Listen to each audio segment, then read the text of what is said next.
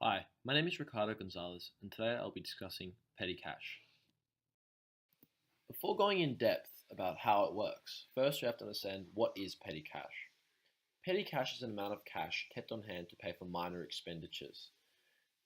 This is especially useful in circumstances where only a minor amount of cash is required, therefore, this is when the petty cash would be used. Examples of this can be used in such examples such as buying supplies or doing small mailings or postages or buying miscellaneous items that are not that expensive. There are three key components to think about when operating a petty cash fund. First is establishing the fund.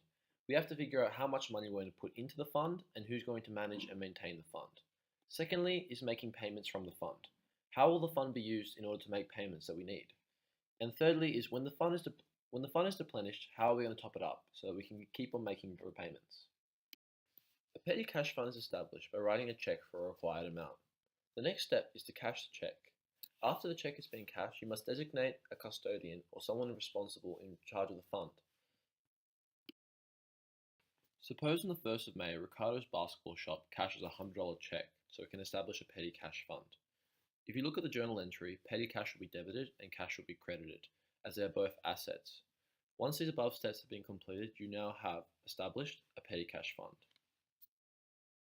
Now that the fund has been established, we can now make repayments from the fund. This can either be done by withdrawing cash from the fund or employees paying out of pocket and seeking reimbursement from the fund. Once cash in the fund has decreased, it must be replenished in order to continue making repayments. In order to do this, the remaining cash must first be counted.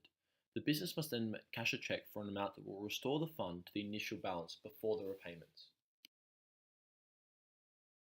In order to replenish the petty cash fund, the business must look at the petty cash fund replenishment report. As you can see in the report, it shows that $85 worth of expenses has been made.